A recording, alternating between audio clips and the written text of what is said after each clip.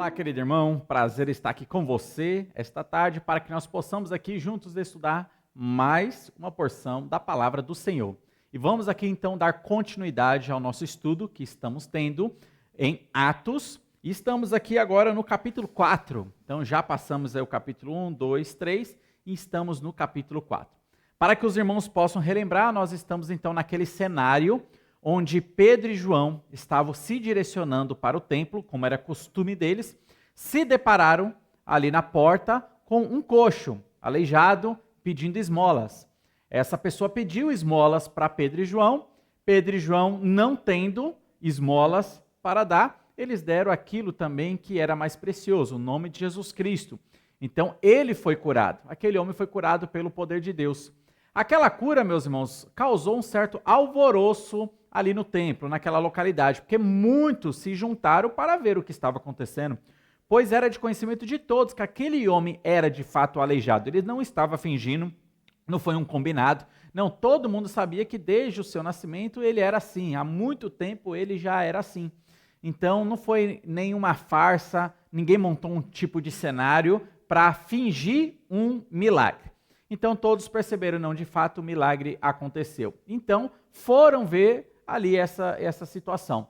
Pedro e João, aproveitando então, eles começaram a pregar a palavra de Deus e falaram a respeito de Jesus Cristo, a salvação mediante a Jesus Cristo, e a cura não foi proveniente do poder de Pedro e João, mas a cura foi proveniente do poder de Deus. Isso ficou claro naquela mensagem.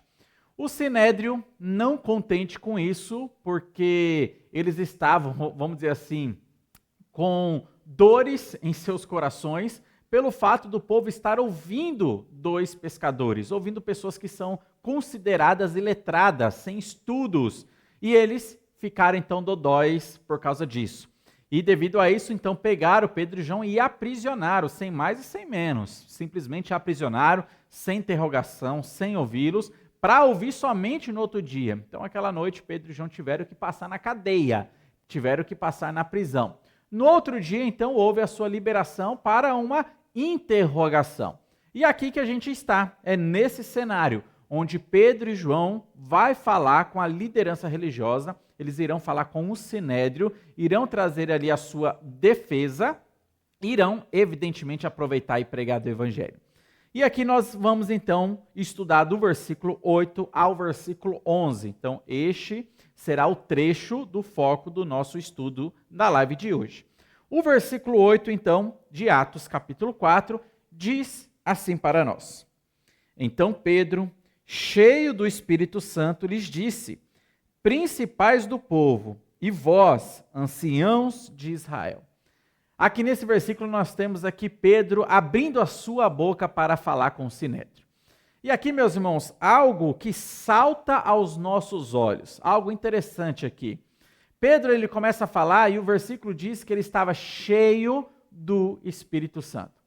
Meus irmãos, é isso que nós devemos buscar para a nossa vida, sermos cheios do Espírito Santo. Ser cheio do Espírito Santo é algo que pode acontecer em vários momentos da nossa vida. Ser cheios do Espírito Santo não é um ato único que acontece uma única vez na vida cristã em ponto final. Não. Ser cheios do Espírito Santo é algo constante. E a Bíblia nos conclama a buscarmos sempre estarmos cheios do Espírito Santo. Então, ser cheio do Espírito Santo vai trazer, como trouxe aqui para Pedro e João, intrepidez, coragem para pregar o Evangelho, coragem para falar, ousadia em anunciar a verdadeira palavra de Deus. Ser cheio do Espírito Santo é estar totalmente submisso ao Espírito Santo para agir de conformidade com a palavra do Senhor. Quando uma pessoa fica cheia do Espírito Santo, ela não fica fora de si, tá bom? Não confunda as coisas. Nós vivemos numa era cristã onde o neopentecostalismo tem crescido muito, inclusive no Brasil. E você já ouviu falar de muitas coisas estranhas e bizarras que acontecem. Pessoas que se dizem estar cheias do Espírito Santo e começam a entrar naquilo que é chamado de unção do riso. Alguns, há um tempo atrás, falaram sobre a unção do leão da tribo de Judá e começam a imitar animais. Nessa unção do riso, o pessoal começa a dar gargalhada, ri bastante e às vezes nem tem motivo para rir, mas vão falar que isso é uma expressão da presença do Espírito Santo. Outras pessoas começam nas suas igrejas locais a rodopiar, dançar, pular, começam a falar coisas que não têm sentidos, sons que não têm nenhum tipo de significado, e vão falar que quando estão cheias do Espírito Santo, eles ficam descontrolados. Não, isso não é estar cheio do Espírito Santo. Primeira coisa, meus irmãos, uma pessoa que está cheia do Espírito Santo, ela irá produzir o fruto do Espírito. E uma das manifestações do fruto do Espírito é domínio próprio. Ninguém que está cheio do Espírito Santo fica fora de si. Ninguém que está cheio do Espírito Santo fica descontrolado, não tem controle sobre o seu corpo, sobre suas emoções, sobre a sua fala, comunicação e pensamentos e olhares e ouvidos. Não. A pessoa que está cheia do Espírito Santo, ela tem total domínio de si, porque o Espírito produz este domínio próprio, é uma das manifestações. Então perceba que ser cheio do Espírito Santo é ter controle, assim como Pedro estava tendo controle, ele não estava aqui descontrolado, falando sem saber o que estava falando. Ele não estava aqui rodopiando, pulando, dançando, gritando, ele não estava aqui falando em línguas que são chamadas de línguas estranhas, línguas sem sentido. Ele não estava aqui caindo na gargalhada diante dessa situação séria. Não, jamais. Aqui nós percebemos um homem que estava com todas as suas faculdades intactas e ele sabia o que estava falando. Ele estava escolhendo as palavras que iria falar. Ele começou já trazendo uma saudação aqui para a liderança religiosa e logo após ele ia começar já a confrontar eles falando de Cristo, falando do Evangelho, falando da cruz e ressurreição de Jesus Cristo. Então perceba isso, a Bíblia nos convoca a nós sermos cheios do Espírito Santo. Isso você tem que buscar. Diariamente você precisa buscar ser cheio do Espírito Santo para que o Espírito Santo esteja sempre agindo na sua vida, direcionando você em seus passos. Quando nós pecamos e quando nós escolhemos viver numa vida de pecado, e quando nós pecamos e não nos arrependemos, a Bíblia fala que nós estamos entristecendo o Espírito Santo. Uma vida de pecado é contraditória a uma vida cheia do Espírito Santo. A pessoa, o crente, eu estou falando do crente, que peca, não se arrepende, o Espírito Santo vai ficar entristecido dentro dele. Como diz Efésios, capítulo 4, versículo 30. Não entristeçais o Espírito Santo da promessa, a qual nós somos selados para o dia da redenção. Então, uma vida de pecado é contraditória a uma vida cheia do Espírito Santo.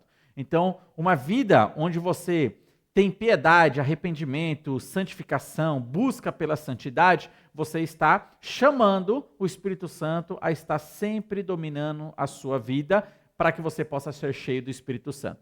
Eu quero só aqui fazer uma pequena diferença entre batismo do Espírito Santo e ser cheio do Espírito Santo.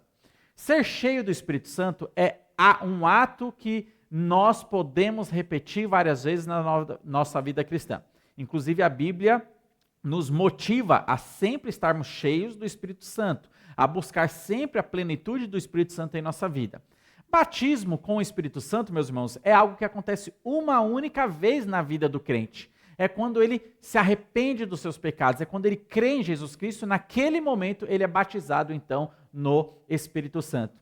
Ele não vai ficar falando em línguas, tá? Ser batizado do Espírito Santo não traz esses sinais de falar em línguas, rodopiar, calafrio, as emoções alteradas, nada disso. Né? Então, isso não são evidências da regeneração, não são evidências do batismo do Espírito Santo. E outra coisa, a regeneração e o batismo do Espírito Santo são simultâneos, acontecem no mesmo tempo. Ou seja, quando você creu em Jesus Cristo, você se arrependeu dos seus pecados, naquele exato momento você foi batizado então no Espírito Santo. O Espírito Santo habitou dentro de você, te selou e você não precisou e não precisa sentir nada diferente, ter um sentimento extraordinário, um frio na espinha, um calafrio, tremer dos pés à cabeça. Você não precisa dessas coisas, porque o nosso relacionamento com Deus não é pelo sentimento, mas é pela fé. Como a Bíblia diz, aquele que se aproxima de Deus é necessário que creia que Deus existe.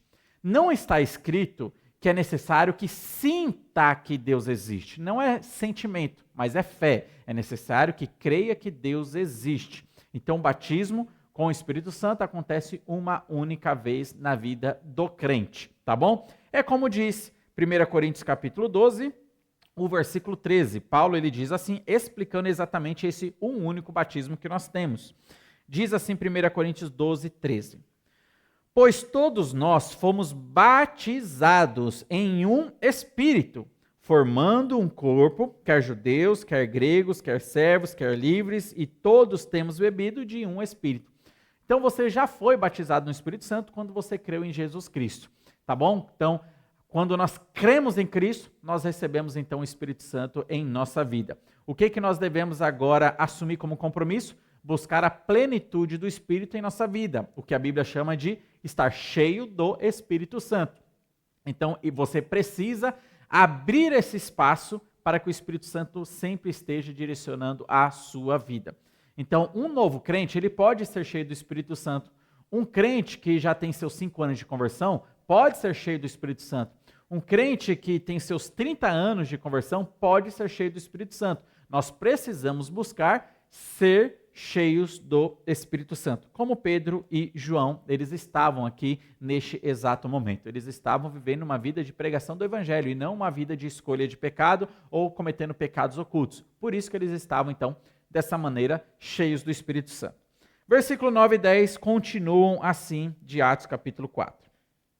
Visto que hoje somos, Pedro falando, visto que hoje somos interrogados acerca do benefício feito a um homem enfermo e do modo como foi curado, seja conhecido de vós todos e de todo o povo de Israel, que em nome de Jesus Cristo Nazareno, aquele a quem vós crucificaste, a quem Deus ressuscitou dos mortos, em nome desse é que este está são diante de vós. Meus irmãos, Pedro ele aproveita já o início já para falar de Cristo. Ele tira o foco de si. O foco não tem que ser Pedro, não tem que ser João. E ele fala claramente, olha, este homem foi curado, nós estamos sendo interrogados, mas esse poder não veio de nós, veio de Jesus. E ele falou na lata, vocês crucificaram, vocês traíram Jesus. E esse Jesus é o Messias, a qual morreu pelos nossos pecados e ressuscitou. Pedro, ele falou aqui o evangelho resumido completamente. Ele falou da morte de Cristo, ele falou da ressurreição de Cristo e que Cristo reina. Ele resumiu o evangelho em apenas um versículo. Então, toda a liderança religiosa já ficou ciente. Meus irmãos, há alguns dias atrás, essa mesma liderança religiosa estava tentando apagar o nome de Cristo da face de Israel. Eles queriam parar com Cristo.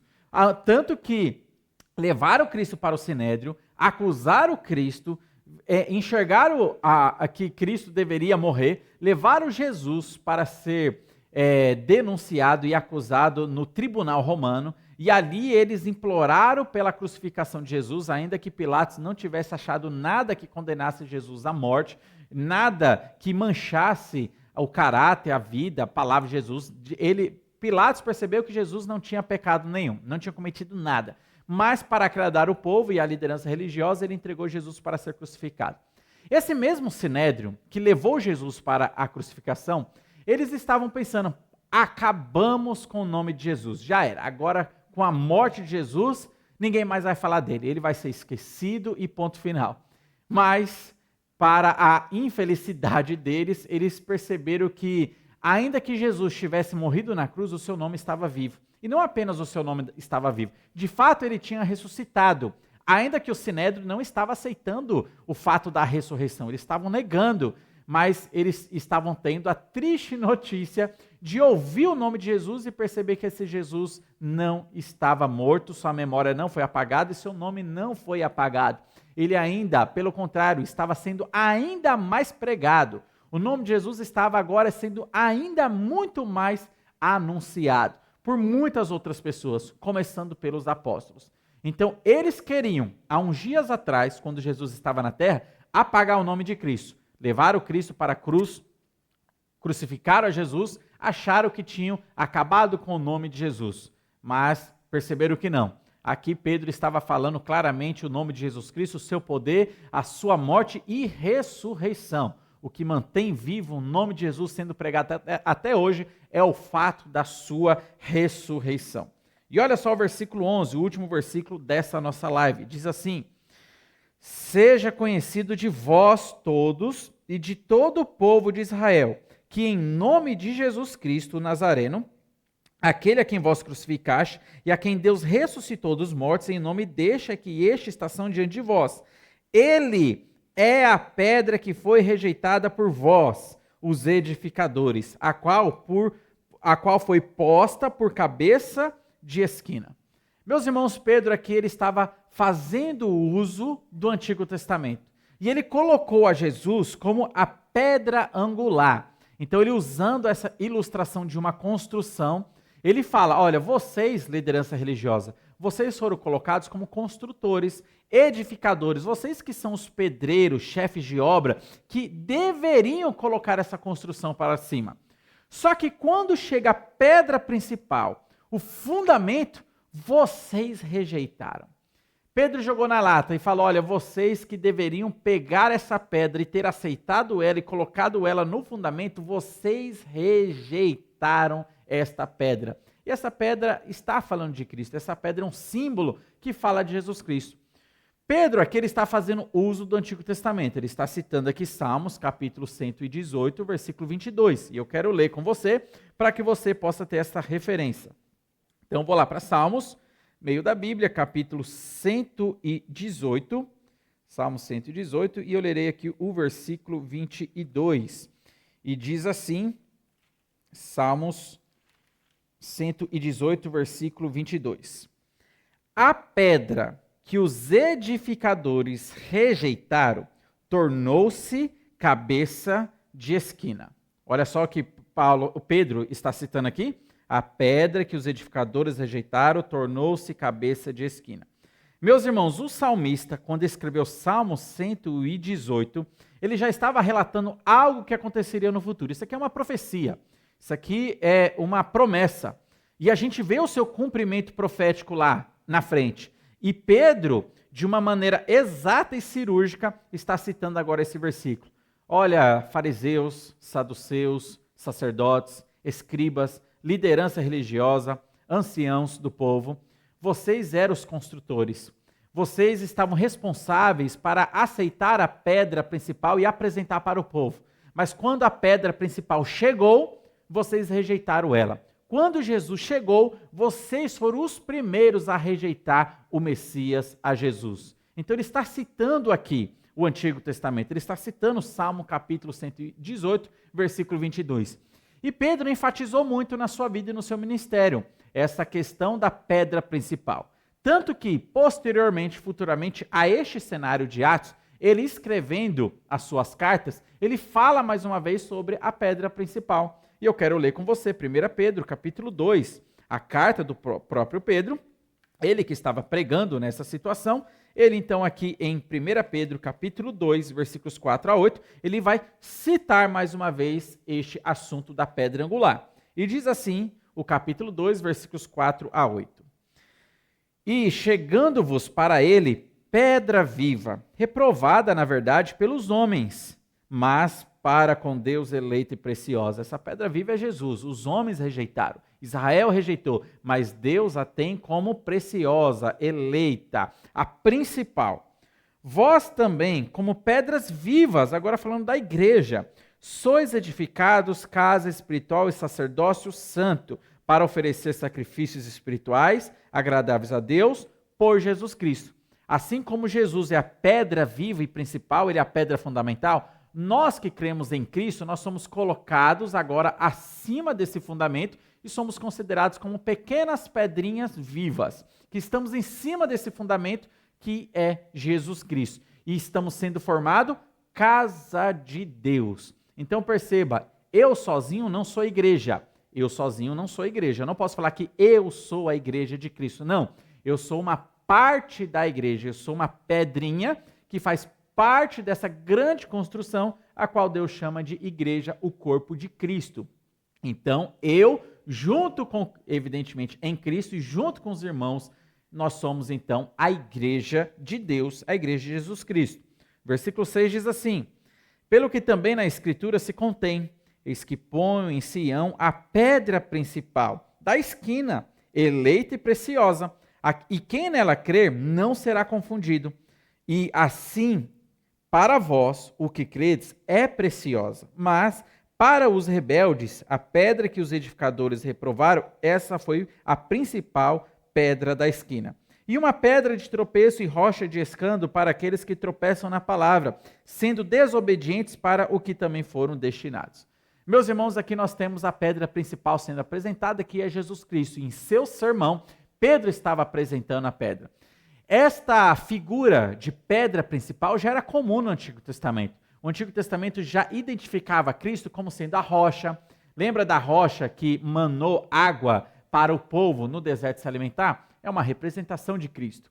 Lembra da pedra que foi cortada sem auxílio de mãos, que lá em Daniel, capítulo 2, caiu no pé da estátua, no sonho de Nabucodonosor que estava tendo? E aquela pedra encheu a terra, porque ela cresceu e virou uma grande montanha.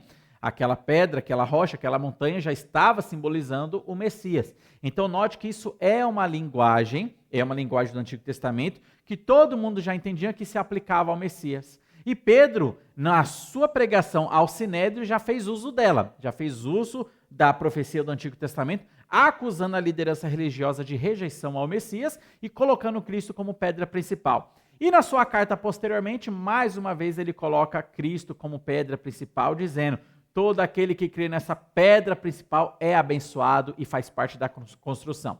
Todo aquele que é desobediente à palavra e rejeita a Jesus, tropeça nessa pedra principal e acaba sendo condenado. Essa pedra, meus irmãos, pode abençoar como também pode esmagar. A sua vida, olhe para você, você já creu nessa pedra? Você já creu em Jesus Cristo ou você está sendo esmagado por essa pedra? Eu espero que você não esteja embaixo dessa pedra sendo esmagado. Aí é um simbolismo daqueles que não creem em Jesus Cristo e rejeitam a Jesus Cristo, tropeçam. Mas que você crê em Jesus Cristo e esteja por cima dessa pedra sendo edificado como templo do Senhor.